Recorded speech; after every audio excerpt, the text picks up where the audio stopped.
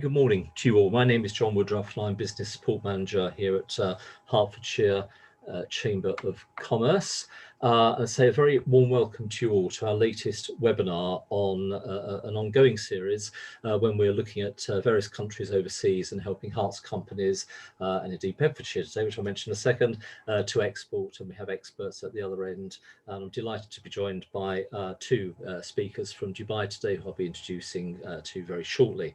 I did mention Bedfordshire. We have linked arms with Bedfordshire Chamber of Commerce, which I'm really pleased to say.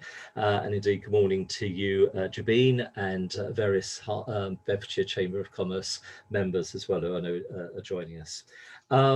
Okay, well, without further ado, as you know, we with these webinars, we do a question and answer session at the end. So if you do have any questions, please do have questions. We've got two real experts on the Middle East and Dubai, so do think up questions, put them into the box please at the bottom. We'll sort that out at the end of the presentation from them, and we'll go from there. I'm just looking at the participants just to see who we've got on, because I was going to just briefly introduce somebody who hasn't joined us yet, but I do know we are being joined by a couple of entrepreneurs from the Herts region. And he's not joined us yet, but the High Sheriff of Hertfordshire, Lionel Wallace, is also supposed to be joining us as well. Okay, so I've already mentioned the format that we're going through. So we've got a really good mix of companies actually joining us, which is good, covering a range of sectors. And on that point, Georgia, would you mind putting up a very quick poll? It's only 2 questions. It's really just to give us all an overview, really, of why you're joining us today and what you'd like to get out of it. But Georgia, question number 1, please. And very basic question: are you considering trading with Dubai? Yes, or considering trading, or investing in Dubai? If you wouldn't mind, please just clicking one of those buttons. I'll just look at the results in a second.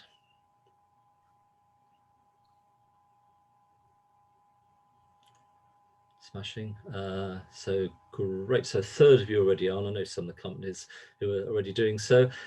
11% wishing to invest, which is fantastic, and well over half considering. Well, I sincerely hope this webinar will push that 56 very much into yes when we ask again in a few months' time. And so do ask you questions of our speakers. And last question, please, Georgia. Which sectors are you trading in? And please, if you've got more than one, put them down.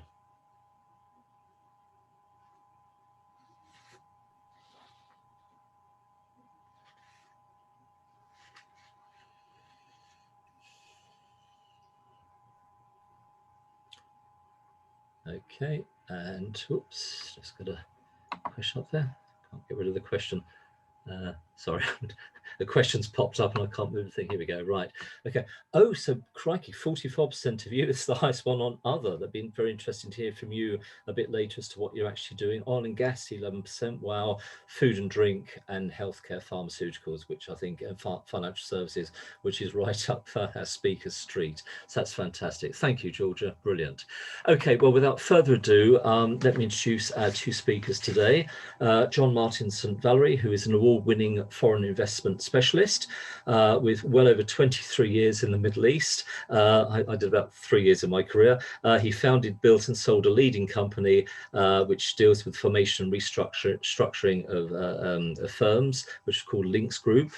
He also works for both government and private sector to assist in shaping macroeconomic growth.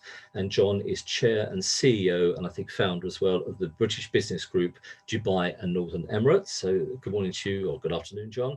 And Steve Drake is a recently retired senior advisory partner at PricewaterhouseCoopers, PwC. He also has worked extensively across the Middle East, so fully understands the wider regional business, which is very important for Dubai in that environment. And Steve now runs his own consultancy and is a board member of the British business group Dubai and Northern Emirates. I think that's it. Without further ado, over to John and Steve for your presentation, please. Well, thank you very much, John, for your warm words there of introduction. And good morning, everyone from Hertfordshire and Bedfordshire. It's been quite a while since I've been to either county for obvious reasons, but can't wait to get back there soon. And I saw on Sky News this morning the weather looks pretty nice, so well done. Perhaps not quite as warm as here. As John said, I'm chair of the British Business Group, Dubai and Northern Emirates. And in my day job now, I head a decentralized professional service firm across Middle East and Central Asia that partners with specialists who are best in class to provide productivity, optimization, or market entry solutions to business. So hopefully that will form some sort of relevance for any questions you may have as we go through. We apologize up front that the slide presentation is very, very text heavy, and that switches everybody off. It's done for a reason, because we want to share this deck through PDF straight after the presentation, because there's some really good, up-to-date and relevant data there for you all, which I hope you'll enjoy. So over to you, Steve, for your introduction before I take us into the first slide. Sure, thank you, John, and good morning, everybody. Nice to be talking to the UK, and as John said, when the opportunity arises, it'd be nice to get back. It's been about 18 months, I think, for me since I left Dubai. So whilst it's nice here, it's also good to have a change. John's done an intro on me. Perhaps one other thing to say, in addition to the consultancy business I run here, I'm also, together with John Martin St. Valerie, we are supporting some UK companies at the moment who are innovative or have something different to offer in terms of supporting them with market entry, whereby they're not looking for any particular setup here or onshore infrastructure, but access to clients and markets here. So we're supporting a few businesses in that space as well, which again, I think is relevant for the audience. Okay, John. Great, thank you. Next slide, please, Georgia. So again, really what we want to talk about this morning is the collaborative efforts of a group, a not-for-profit business group like ourselves, and very similar to the Chambers, where it's so important. And it was great to hear that hearts and beds have come together, for example, this morning. And what's been key to the success of the business group is we're in quite an enviable position, whereby our offices are based within the grounds of the British Embassy here in Dubai. And that gives us direct access to the Department for International Trade, for example, but also the devolved agencies of Northern Ireland, Wales, and Scotland. And through those connections, we're able to offer meaningful, knowledgeable advice, both in an educative way to our members, but almost more importantly, member-to-member transaction, as we call it. So finding real business opportunities within the group. And so there's just a quite nice quote here from Her Majesty's Trade Commissioner for Middle East, Afghanistan and Pakistan, Simon Penny, and he's also the recently appointed Consul General here in Dubai. So really close relationships to further the bilateral trade between the UAE, for us, Dubai and Northern Emirates in particular, and the UK. So next slide, and I'll explain a little bit more about the BBG. Please don't just read through this laundry list. Let me give you some highlights. The BBG Dubai and Northern Emirates was the first business council to be established in the UAE, actually, back in 1987, when a small group of UK bankers and other perhaps entrepreneurs at the time, because it was quite early stage market entry at that time, got together and thought there must be a way of helping to promote British business and help each other as more and more British companies come into market. And I often explain the rationale for BBG through my own story. 23 years ago, when I first came here in '98 with my young family, as they were at the time, I came over here with a UK financial services business to establish their first foreign branch overseas. And it was quite daunting, but very exciting at the same time. And the best piece of advice I think I was given on arriving here in Dubai was, John, you ought to join the BBG. And I was like, the BB, what's this? And it's a group of like-minded individuals that are here to assist each other to prosper and grow. So I did that and built fairly fast a network, because I had no network here. I met the lawyer I wanted to deal with, the accountancy firm, real estate for offices, the whole plethora of support that you require when you're new to market. And as fast forwarding to now, I've been in the chair since 2017, and this is my last year of chairing the group. When I speak to new members, of which we have, weekly, we have quite high numbers coming in now. It's really interesting, the importance of business networking and delivery groups. But those new members are saying they want exactly what I wanted 23 years ago, and to build this network and have some sort of assistance in the market. So we have over 750 members now, made up of multinational companies, small businesses, and individual entrepreneurs, of course, who the ecosystem that we built within BBG feed off each other. And it's really interesting to watch, gratifying to watch when real business opportunities come out of this, from enormous companies down to startup businesses. Of course, we're somewhat an event organisation, and over the last 18 months, there's been a lot of this type of activity online, but we were fortunate in this market that, and again, that we were the first group to get back to face-to-face physical meetings, obviously compliant with the various restrictions, but back in September last year. So we've done pretty well in that regard in keeping the membership active. I mentioned the strong working relationships with government, and we're very proud of our association with the Global Business Network and chambers in the UK, and gives us the ability to hopefully provide you with some interesting information for this really dynamic market.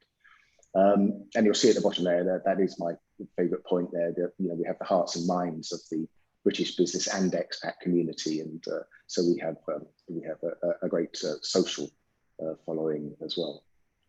So thanks, Georgia. Next slide, please. Steve, can I hand over to you then? Yeah.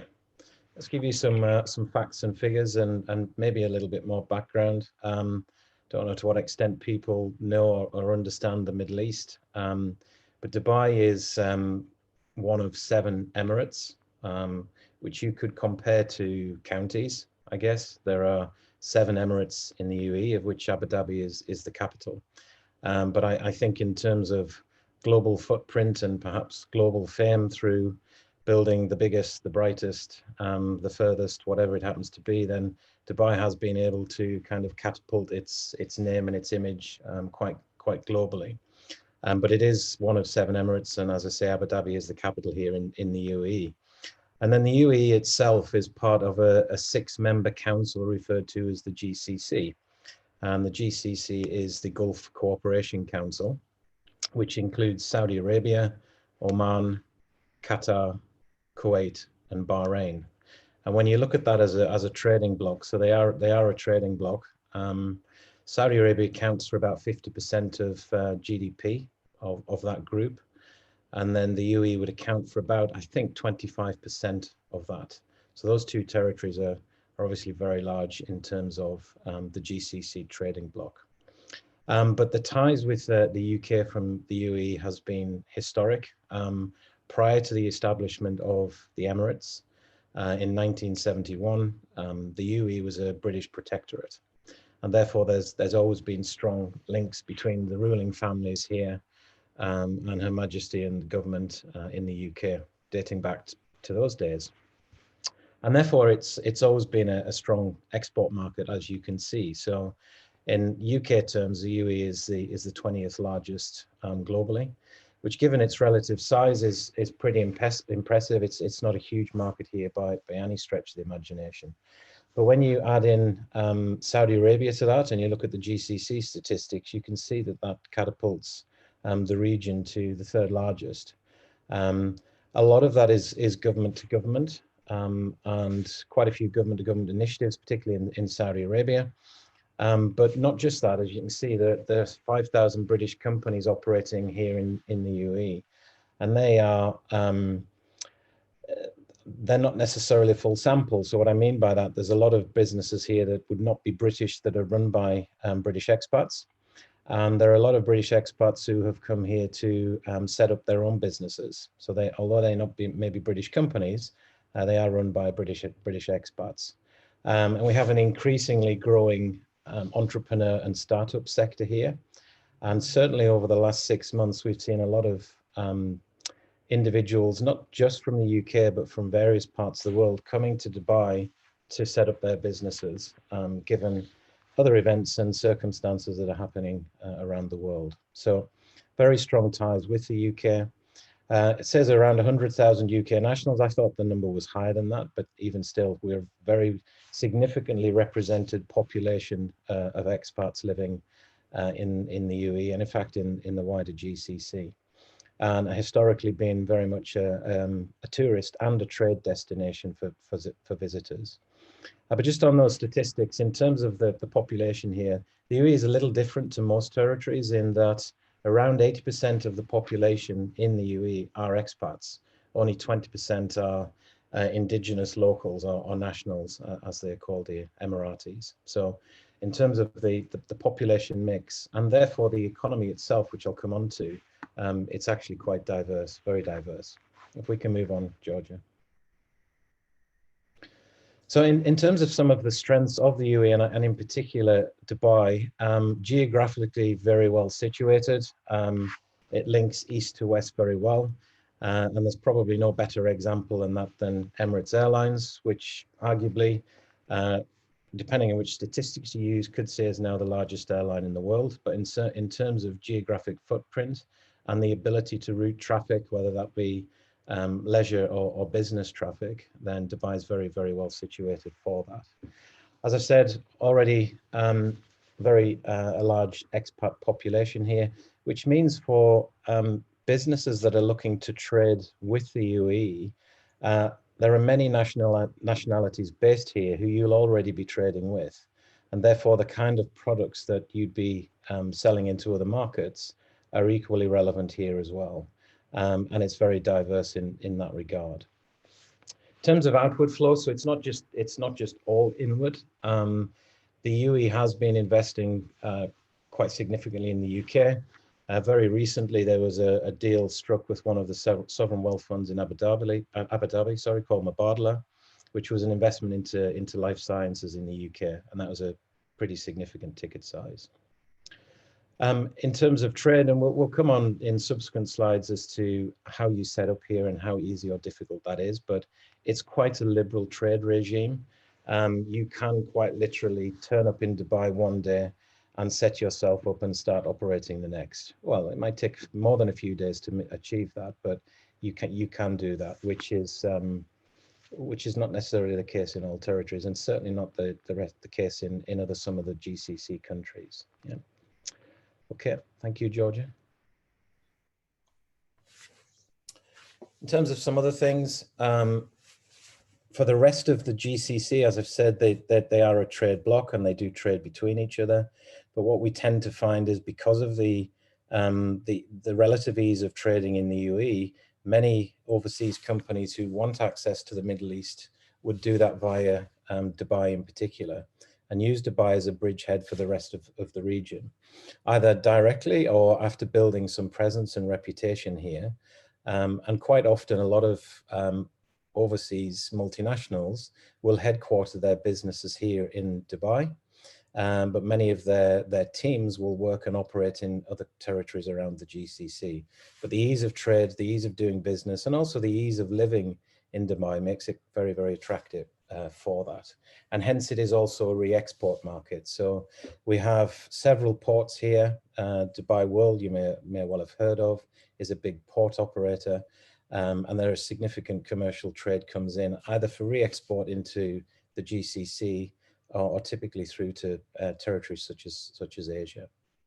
One of the reasons that it is a reasonably attractive place to live, other than the fact that the sun shines every day and you can be guaranteed of that, although it does get rather steamy in the summer, is that from a personal perspective, there are no direct taxes. So there's no tax on your income, there's no tax on your capital gains. However, it is reasonably expensive to live here. So there are some hidden taxes in terms of the price of things we pay, but the no taxation rules that we have here are obviously very attractive. And then certainly I found this in other parts of the GCC, it can be a challenge to communicate with clients and companies. Not quite the same here in the UAE. English is widely spoken, and it is the accepted business language. And in fact, most company records, books and records, or written documents would generally, you'd be found, would be in English as well. In terms of the local population, as I said, it's relatively small as compared to expats, but there is a strong link to the UK. You'll quite often find in the summertime that Emirati families will holiday in Europe, and the UK is a popular destination for that, particularly London. And quite a few families will also have second homes in the UK. And something else again that I found here is that generally, UK is respected here. It's respected with the local population. So whether that's a service or a product, generally if it has a UK stamp to it, then it kind of acts as a seal of approval with the local community. And part of that is historic through the ties that I've described, but also because things that come out the UK generally are good quality, and it is recognised here. And the final point there is government to government trade initiatives. We see that as getting probably stronger post-Brexit. We had a visit from Trade Minister a few months ago, which John and I attended that session. And it was very clear that there's strong government appetite to make sure that trade relations between the two territories continue to get stronger and stronger. Thank you, Georgia. If we can move on. Over to you, John. Thanks very much, Steve, for that context. And on that last point, just to reinforce it, the government to government relationship between UAE and UK, I've never seen stronger in all the years I've been here. There's a real desire for the bilateral trade and high targets to bilateral trade to increase both sides for both nations. And that presents an enormous opportunity for British business, both those that are here, those that perhaps would want to be represented here, or those perhaps like some of you, just interested in hearing what the opportunities are. So on this slide, again, looking at the incentives for business, but how you really can do business here. And I know a number of you on this call this morning actually already do business here, so excuse me for reiterating what you already know, but some of you might not know that there are a number of free zones across the UAE, about in excess of 50 of them now, and some of them specific to certain sectors. So, and the clues in the title, you know, the international financial centres of both Abu Dhabi and Dubai, healthcare city, Dubai airport free zone, internet city, media city, etc., etc. And the idea of the free zones, when they first came to prominence in the early 2000s, was to create a trading environment for businesses that wanted to either interact or trade with other companies within that zone, or if they were serving the regional, a wider regional market for their goods or services. They weren't designed for companies to operate what we'd call onshore in the mainland here in Dubai. There's much more crossover there now, where because there are methods for free zone companies to operate in Dubai, but the major benefit of a free zone setup still is now 100% foreign ownership and 50-year tax breaks in case taxation does come in. And I say in case, I think should really say when, and we'll come to that in a minute. But companies that can't operate within a free zone and need to contract with either government or businesses in market typically have a local partner provision where since 1971, since the formation of the Emirates, it's always been the case that an Emirati must be chosen to be the majority shareholder, the 51% at least shareholder of a limited liability company that's set up on the mainland. A branch of a foreign company doesn't have that restriction. They'll be 100% owned by, in this case, the UK businesses if the branch operation is set up. But if an LLC is, as I say, a limited liability company is required, a local partner needs to be selected, and that could be quite challenging.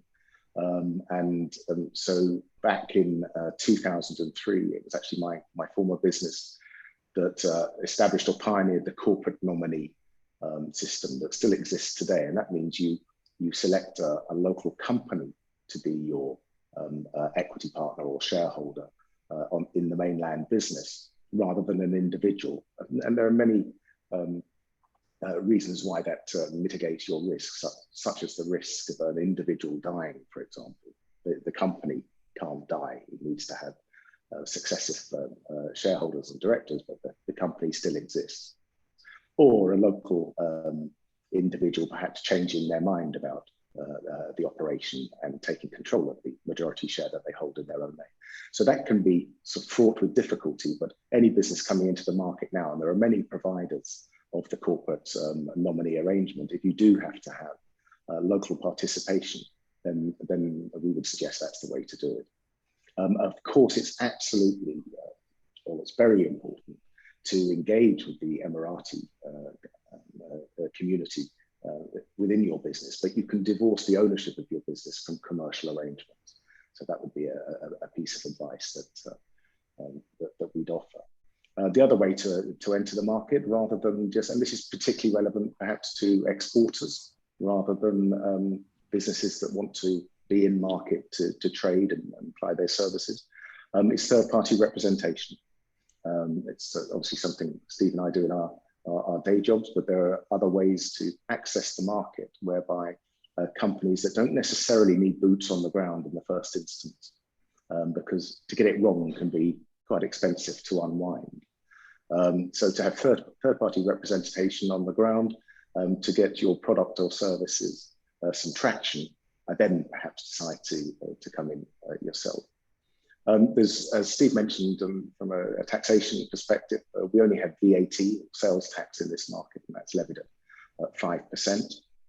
And that's pretty much the same now as is being applied across the other GCC countries. No income tax or capital gains taxes, again, as Steve said, and no corporation tax currently. And Dubai has been built by the 80% expatriates that have been here over the past few decades and have enjoyed that no corporation tax, because they're actually building what we'd call from a frontier market to an emerging market. And back in the day, we didn't necessarily have the fantastic services and infrastructure that we have here in the market at the moment. And the transportation, connectivity, communication, healthcare, education. It's all here now. And so one thinks that, and this is a personal opinion rather than one from the group or my business, but at some stage, like some other the Middle East countries, there will be a corporation tax here. So, and that's particularly relevant to businesses that are setting up again in the mainland that require local representation or shareholding. It's quite prudent actually to have an element of a local shareholding, because that mitigates or will minimize corporation tax when it comes in. So it's something just to be aware of, what we can advise further on that individually.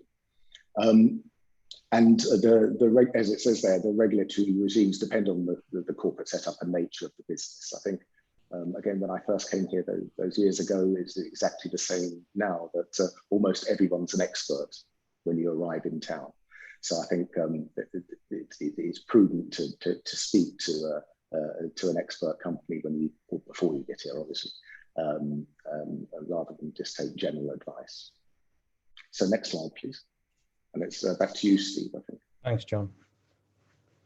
I think just to add a point while we're turning slides there on the corporate tax and the reason that has historically been zero is also, if you look at share ownership here, it's slightly different to the UK or to the rest of the world, perhaps, in that a lot of the large generating entities, like Emirates, for example, are in the hands of government. So they're not private shareholders.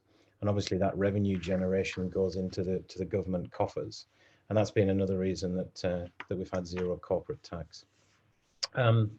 Just in terms of the sectors, the key sectors that are represented here, obviously oil and gas continues to be very, very important for the UAE, not for Dubai. For Dubai, it's about 5% of GDP these days, which is why Dubai is such a diversified economy.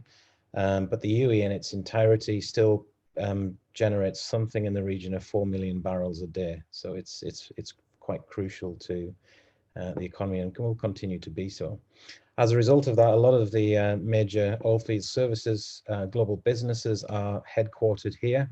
Obviously, the Middle East is an important revenue base for them. And as I said before, they'll base themselves here, but they will cover each of the markets, with obviously Saudi being very strong in oil and gas, and Qatar with the size of the gas fields that they've got. Yeah. Dubai has tried very hard over the years and been successful with Emirates, but to situate itself as a logistics and distribution hub.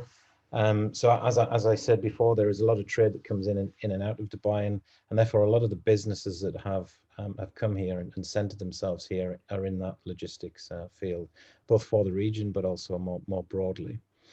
And then as John mentioned, and as part of the desire to diversify away from oil and gas, a number of free zones have been established to enable that, to enable the ease of trade, including financial services. So you may or may not have heard of the Dubai International Financial Centre, but it is now recognised as a hub for the Middle East for financial services and financial services trade flow. And there are literally thousands of financial services type companies based in the DIFC. And again, they're able to operate and service the region from here.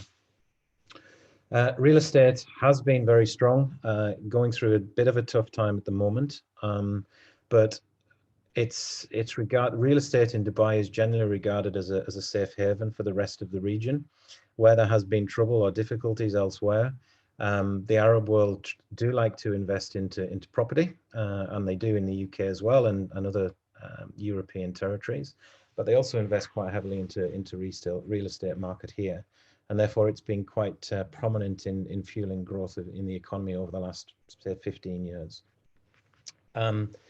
Hospitality and leisure and tourism generally become quite a hotspot for that over the last 20 years, particularly with UK and European tourists, but increasingly more global. So we do see a lot of Asian tourists in Dubai now. And you've seen that as a result of that, the economy has migrated from initially beachside hotels through now to leisure parks and resorts. So again, diversifying the leisure side of the economy. Healthcare is very strong here. Healthcare provision is very strong. And again, in a regional context, it's probably the strongest healthcare provision. And therefore, we do see what you would call healthcare tourism from other Arab member states, and also further afield. So that has continued to develop. And then I would say other things are continuing to develop, such as the education sphere. And as you'll hear from John, some other areas such as fintech, and a lot of entrepreneurial new tech-based businesses that are starting their roots in Dubai and in the UAE, and then spreading more globally as they scale and they accelerate. So just an overview of some of the sectors that are key. Some will resonate with you, others maybe less so. But that's the state of our economy. We can move on, please, Georgia. Okay. So thanks for that, Steve. The next couple of slides go into some detail on the sort of 4 key tenets or focus of activity between UAE and UK when we look at the UAE UK Business Council, which is the government-to-government private sector body that is encouraging the bilateral trade. But from the poll taken earlier, it appears of these 4 key areas, perhaps healthcare, life sciences, pharmaceuticals, etc., and food and beverage might be relevant for some of you in the audience. I'm keen not to dwell too long on these slides, as I'm very conscious of time, and it would be great to be able to have some Q&A from the floor, which would be appropriate for all. So again, this information will all be in the pack, but those 4 key areas are, as you can see, education, healthcare, life science. And then on the next slide, thanks, Georgia, F&B and fintech, as Steve was mentioning there. In our own business experience over the last year, the fintech growth is absolutely enormous, and a lot of it coming from UK. And fintech, its very nature, it doesn't necessarily require, again, back to the initially expensive boots on the ground. to get a proof of concept going in the market. So that's quite an interesting market entry model as well. But we'll move on from these slides and just to, for the sake of time. So hopefully we'll have some Q&A. Thank you.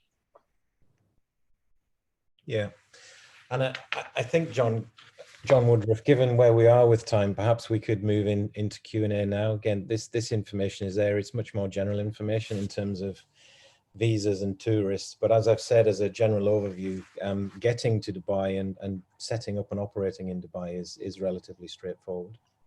So maybe we could pause there, John, and see what questions we have. That would be great.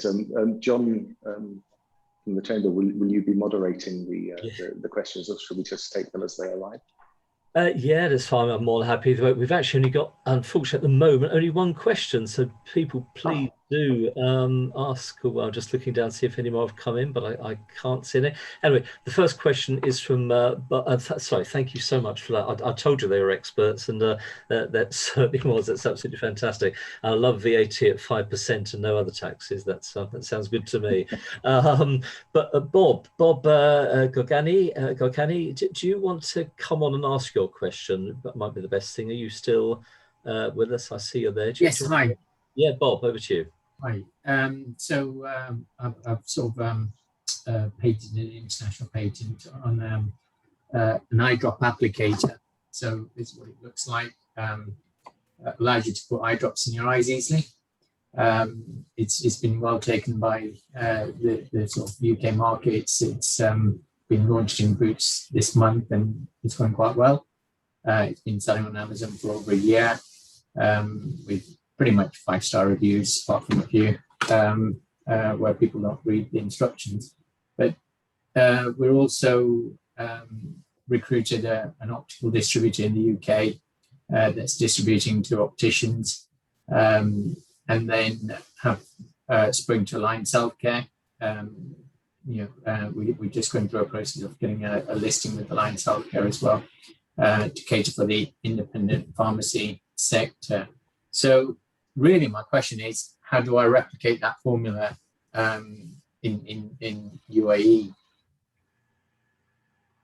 Is there any regulatory requirements attached to the product? Not necessarily. The MHRA has classed it as a non-medical device. So it's literally selling off the shelf. It's been tried and tested by RNIB and Boots before listing, but that's pretty much the protocol. I mean, if you take Boots as an example, they are here. So that could be something that they put directly into their stores in the UAE. Yeah. And there are also a number of other local pharmacy retailers. Do you see this as principally pharmacy retail? Yeah. Because if you're buying eye drops, they're pretty much predominantly in the UK sold by pharmacies. Rarely sort of general grocery trade. I mean, certainly Tesco's, Sainsbury's, those types of multiples and chains would stock the product. Okay. Yeah, I mean, John, between us, we would have contacts both within the pharmacy world and also the retail world. Both John and I are working with a number of the retailers here, so we can certainly support you with those discussions. Brilliant. Yeah, I think an interesting question. Thanks, Bob. And I think just to make it more generic, any sort of new product coming to market, yes, of course, there is a route in the question Steve asked about whether there are sort of regulatory or Ministry of Health type requirements. It would mean taking that route. So whatever product or service, from an export point of view, there's some great routes to market. But we could take this one offline if you like, but generically for everybody, yeah, that's entirely possible and encouraged, particularly UK. But there was another point to add to that. Before going to the UAE market, you do need to go and check that your product is going to be cleared, because what's cleared here in the UK is not necessarily agreed with the UAE, because their testing is sadly quite different to what we expect. Absolutely right. You need to check first before you plough out there. So I would suggest before going to market, you do some market research check with the authorities, find yourself a partner who will distribute to all shops, not just Boots, because you're restricting yourself then. Look for a distributor who will take the lot, and not just for Dubai, who has feelers outside Dubai into other GCC countries. Most definitely, that's the way forward. And on that point, you've covered very well companies who are looking to establish themselves, setting themselves up in Dubai. I have no problem with that whatsoever. But many people who will be sitting listening to you today probably aren't at that stage. They're thinking, I actually would like to get my product or service into Dubai, and let's see how we go from there, like those first steps. And I think it would be quite useful if we covered some areas of what you need to do, distributor agreements, getting yourself into market, etc., to set yourself just a step-by-step approach. Because when you're looking at setting up an actual outlet in Dubai, it's very different to actually selling a service or a product, as Bob is doing, making those first steps. Yeah, no, I think that, yeah. Sorry, John.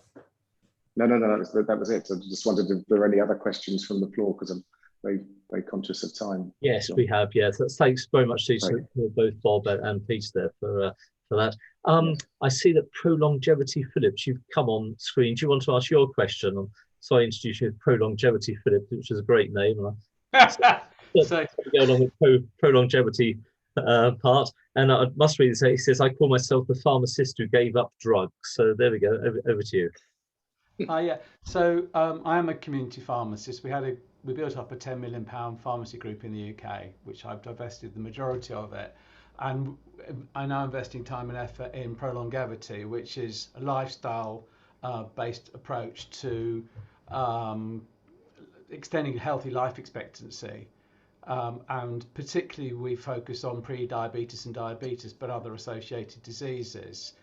And it's going well in the UK, but obviously the level of diabetes in most of the Middle East it's horrendous here, but it's even more horrendous there. So it would be an obvious target market for us. And some guidance would be very welcome. Which is probably more than a minute's response. I mean, if you'd like to have a follow-up conversation on that, we sure be happy to do so. Yeah, absolutely. Because I'm sure there's going to be a regulatory question there. So yeah, but we're more than happy to have a chat on a one-on-one basis. In fact, John, I think that was something that was going to be offered to the membership. Yes, we've got one more question from Shanna, but I'll just quickly say now, we were discussing with John and Steve just before we came on air, if you like.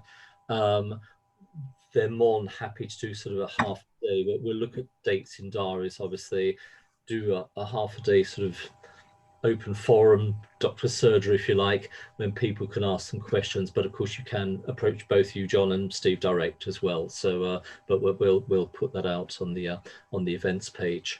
But so once we've agreed a date with John and Steve going forward. John, just a point on that, if I may.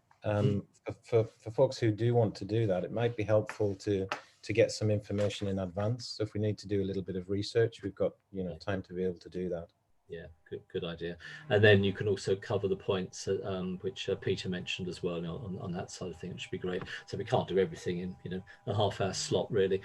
Shanna Doherty, Generosity Bank. Do you want to come on and ask your question if you're there, please, Georgia? Hi. Well, it wasn't so much of a question. It was just, I mean, I set up a company at the Sharjah Media Free Zone in December last year. So I'm just very interested in connecting with you guys and learning more about your organization. So it was more of just sort of like, how do I get in touch with you? And is it okay to just reach out directly? It's absolutely, Shanna. Yeah. Okay. Sorry, Steve.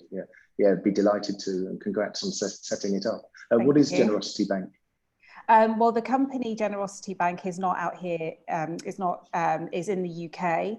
I set up a different company called Magnify Solutions, which is registered at Sharjah Media Zone.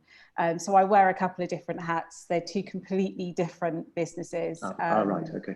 So Magnify Solutions is ad tech, So basically, it's sort of like a reseller company that brings ad tech solutions from the UK, the US, and Europe to ad agencies and brands based in the MENA region, essentially. Oh, really interesting. So you must join the BBG.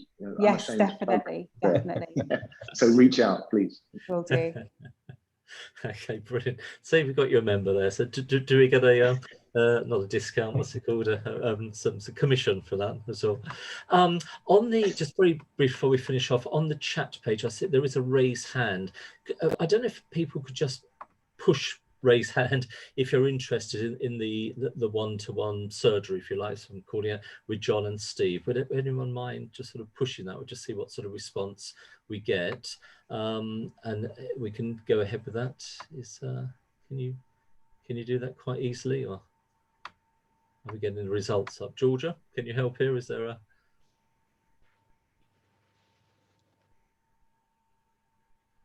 I don't know if it's actually working. Hi, John. I can make a note of everyone that. Would you mind? Thanks very much indeed. Then what we can do is, once we've agreed a date with John and Steve, we can then go back to everyone who said yes, and we can start working the process. That's absolutely brilliant. We are running out of time. I don't think there's any more questions come in the box. No, there aren't. So thank you so much to John and Steve for your fantastic presentations and giving us all an insight into Dubai. And thank you for the participants both listening in and asking questions. If I may just round up for a final word from John and Steve, maybe we've got a couple of other events coming up. All detailed on the Herts Chamber website under events. But 3rd of June, anything to declare, that's Chambers Customs. 17th of June, Trade Safely, Trade Confidently. That's the last in our series with Roadmap to Recovery for Herts under Public Health. And then on 25th of June, we've got Import Documentation and Procedures training course as well. But as I said, they're all on our website if you're interested in any of those, which I hope you will be. And we will be having other webinars going forward with other countries, I hope, in due course. But first of all, last words to John and Steve. Over to you. Well, firstly, thanks for the opportunity, John and team, and great to meet all the participants on this call. Follow-up, yeah, absolutely essential, and we're open to that. And throughout the BBG membership of about 750 companies, they're all there to assist as well. So brilliant. Thank you. For me, just thank you for listening. And I suppose an important message to say is we enjoy being here. This is a very vibrant place. It continues to change and grow. And we think it offers superb opportunities for people overseas. So definitely. And with more trade now coming because of the end of the EU, etc., we've got to look for more areas to trade to. And I think Dubai is great with you two on the ground, if you like, to help people out as well. And I think we can do very well. So let's keep the dialogue going. So we'll be in touch with you, John, Steve, regarding this open surgery, if you like, and also with the people that would like to do that as well. And thank you again to everybody who's participated. It's been very informative and a really good morning. Thank you so much. Thanks, John. Good rest of the day. Bye. Cheers. Take care. Bye.